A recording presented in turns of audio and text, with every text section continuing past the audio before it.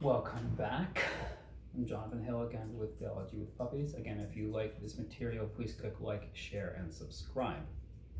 I'm going to be doing a short mini-series now, looking through Palamas and a little John Damascus, going into some St. Maximus. Again, we are continuing our discussion on the energies and the logoi. And what we're going to do today is just look at St Gregory Palamas, 150 chapters, philosophical chapters, and we are going to look at particular number 68. Now, this particular work, many who say that the energies are multiple in God in order to prove multiplicity, will cite number 87. Okay, they'll jump to 87, but what they have missed is that 68, 69, 72, 73, 74, 78. These statements prior to 87 discuss what Palamas is leading up to say in 87.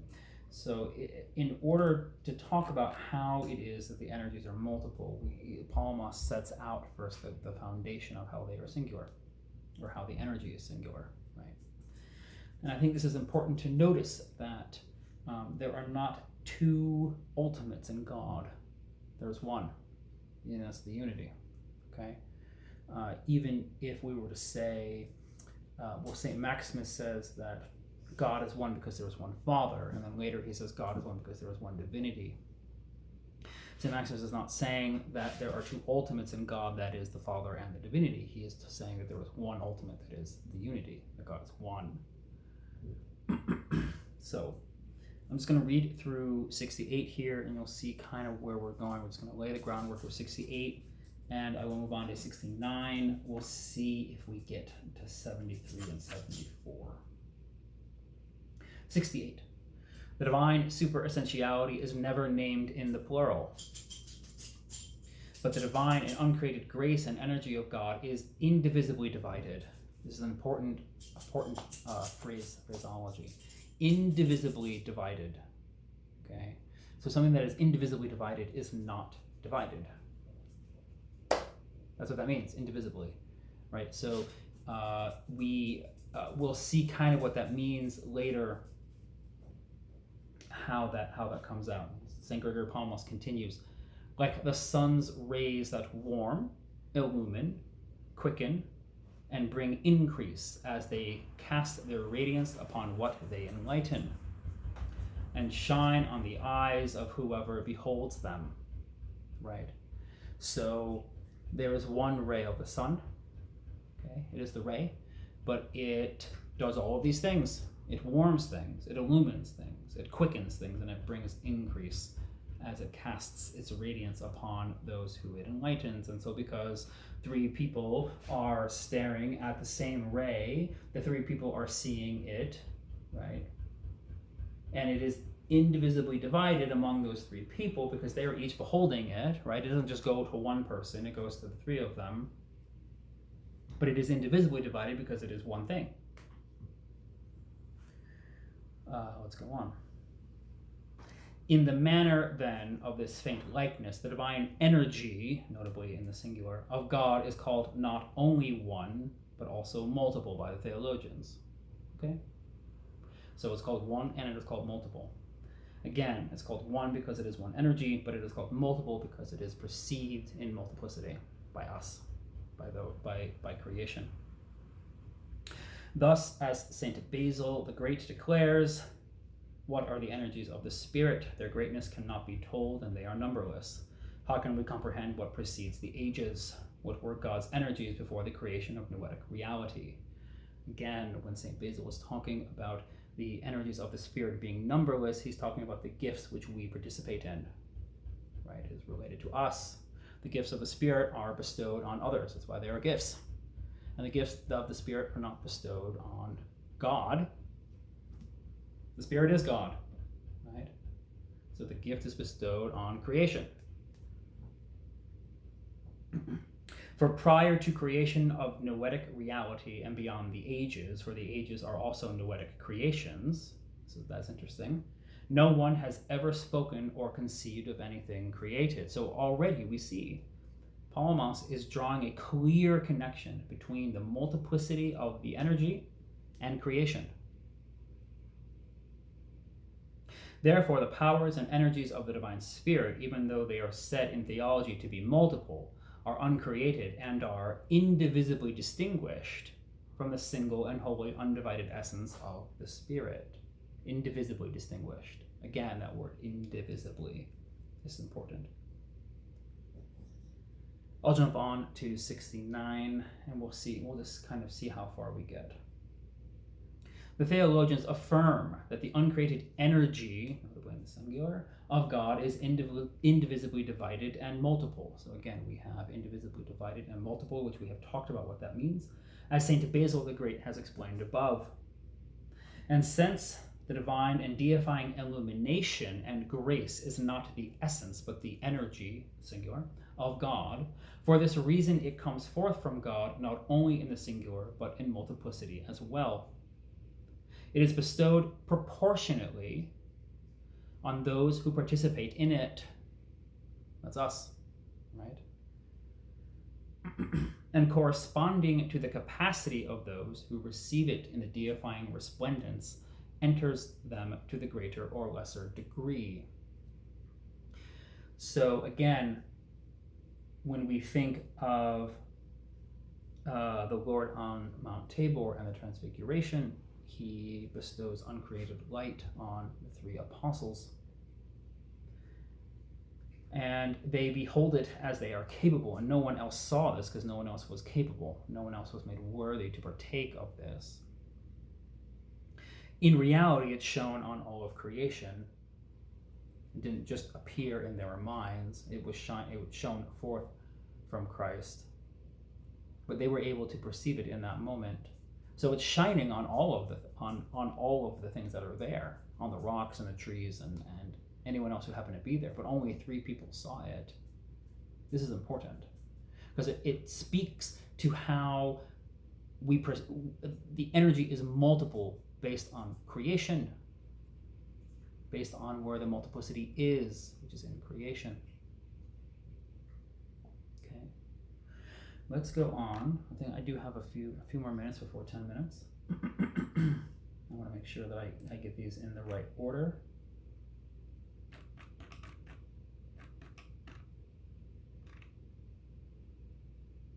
Let's go to 73.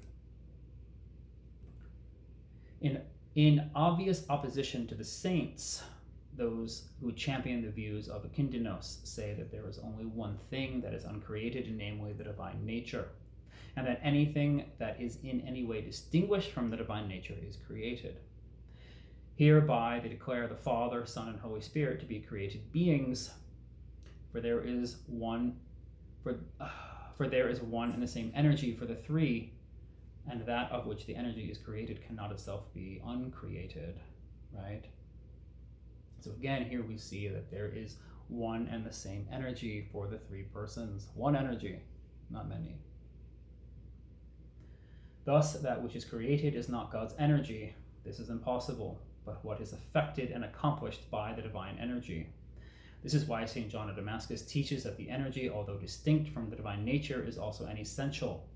That is to say, a natural activity of the nature. Again, this comes back to this idea that was said that the logoi are not natural energies. Well, that means that they're not energies. Energy is only natural, right? It is rooted in the essence. So if something is an energy, it is a natural energy, and it comes forth from the essence. Since then, it is the property of the divine energy to create, as St. Cyril has said. How could this energy be something created unless it was activated by another energy, and that energy in turn by still another, and so on ad infinitum? So again, we have a reductio argument. In this way, we would always be looking for the uncreated source of the energy. So he's talking about why the energy is uncreated, right? But again, he more than doubles down on why it is singular. Okay, so the energy in God is one because the Father, Son, and Holy Spirit have one essence. And the energy is not multiple in them, right? It's multiple here. So that means not only is the energy not multiple in God, and you cannot say there's multiplicity in God because the energy is multiple, but here we cannot even say the Father, Son, and Holy Spirit are multiple, because the energy is not divided among the three of them, because they are not plurality, they are not multiplicity. So this is going to be the groundwork, right? So 73, and I think, why don't we just keep going? I'll go and read 74. Because both the divine essence and the divine energy are everywhere inseparably present, God's energy is accessible also to us creatures, for according to the theologians, it is indivisibly divided. Whereas the divine nature, they say, remains totally undivided, because multiplicity the creation does not participate in the essence, right? So it is not divided. Again, that also means it is not divided among the persons of the Trinity. So there's no division there. There's no multiplicity within the essence. Thus, St. John Chrysostom says, a drop of grace filled all things with knowledge. Through it, miracles were wrought and sins forgiven. Here, while indicating that this drop of grace is uncreated, he hastens to make it clear that it is an energy of God, but not his essence. Further, in order to show how the divine energy differs both from the divine essence and from the hypostases of the Spirit, he adds, I mean a part of the energy, for the Paraclete is not divided. Therefore, God's grace and energy is accessible to each one of us, since it is divided indivisibly. Again, always, this is very important to always say that language. But since God's essence is in every way indivisible, how could it be accessible to any created being? Notice again, so this is another statement. The reason that the essence is in every way indivisible is because it is not accessible to created being. So the only reason that the energy is in any way divisible is because we are divisible. We are participating in it. I'll read 78. Every created nature is far removed from and completely foreign to the divine nature. For if God is nature, other things are not nature. But if every other thing is nature, he is not a nature, just as he is not a being if all other things are beings. And if he is a being, then all other things are not beings.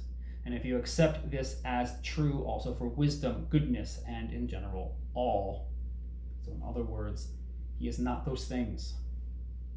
Things that pertain to God or are ascribed to him, then your theology, And if you accept this as true for also wisdom, goodness, and in general all things that pertain to God or are ascribed to him, then your theology will be correct and in accordance with the saints. So here, there are no attributes. God has no attributes. This is incredibly important. God both is and is said to be the nature of all beings insofar as all partake of him and subsist by means of the participation, not, however, by participation in his nature, that is, in his essence. Far from it, but by participation in his energy, singular. In this sense, he is the being of all beings, the form that is in all forms, and the author of form, the wisdom of the wise, and simply the all of all things. Right? Moreover, he is not nature, but he transcends every nature. He is not a being, but he transcends every being, and he is not, nor does he possess a form, because he transcends form. How, then, can we draw near to God? By drawing near to his nature, but not a single created being has or can have any communication with or proximity to the sublime nature that is the essence. Thus, if anyone has drawn close to God, he has evidently approached him by means of his energy, singular. In what way? By natural participation in that energy? But this is common to all created things. You see, we are all naturally participating in his energy, right? So how do we draw near to God? It's not merely a natural participation, because we're all naturally participating in it, and there would be no difference between a Buddhist and an atheist and a Muslim. They're also participating naturally in the energy. It is not therefore by virtue of natural qualities, but by virtue of what one achieves through free choice, that one is close to or distant from God.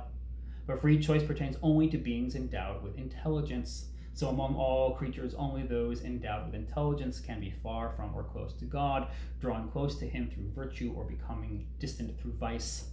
Thus, such beings alone are capable of wretchedness or blessedness. Let us strive to lay hold of blessedness. Right? So he's talking about how my dogs who are on this channel, often they have no noetic capacity. They cannot draw near or far from God. Their position is fixed. Same thing for trees or rocks. Anything that is not noetic cannot draw near or close to God, because they do not have a noetic participation in the energy. They have merely a natural participation. It's just fixed. Right?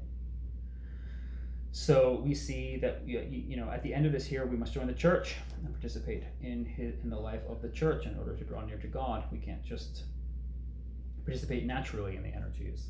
And again, the energy is divided because of us. It is indivisibly divided because we are the multiplicity.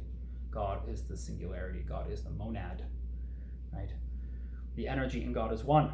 The energy of the Father, Son, and Spirit is one, and is not divided among them, nor is the essence divided among them. There is absolutely no multiplicity in God whatsoever. So we read these statements first, 68, 69, 73, 74, and 78, before we get to 87, when he talks about why there is multiplicity. St. John of Damascus says this as well. I'll finish with that. Let me find it.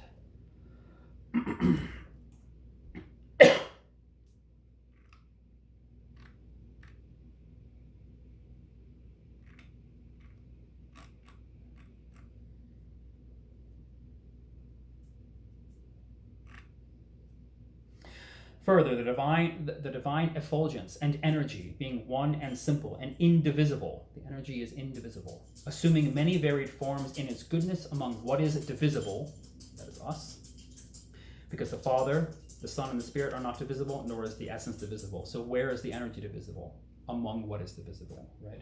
So clearly, it is not divisible in God.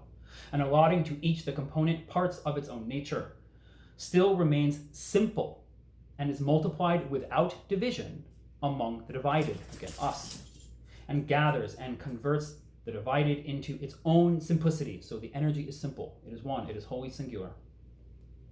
For all things long after it and have their existence in it. It gives also to all things being according to their several natures.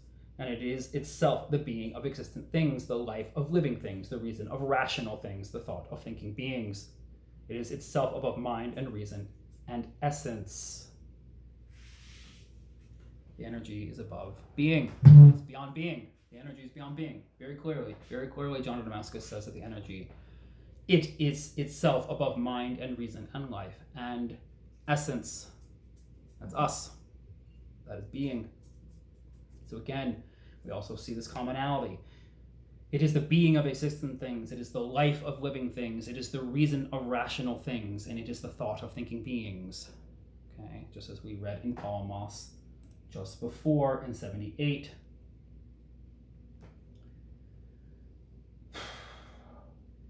This is the groundwork. This is the groundwork for this mini-series here. This is the groundwork for how we discuss the energies. We must start here. Okay, the energy is singular. There is no multiplicity in God. And it is indivisibly divided among what is multiple, which is us. In the next video, I will go through 84 and 87 from 150 philosophical chapters and discuss more on this topic. And then we will eventually get to Ambigua 22, and we'll probably wrap up the series in just a short 3 little videos. Thank you very much. Take care.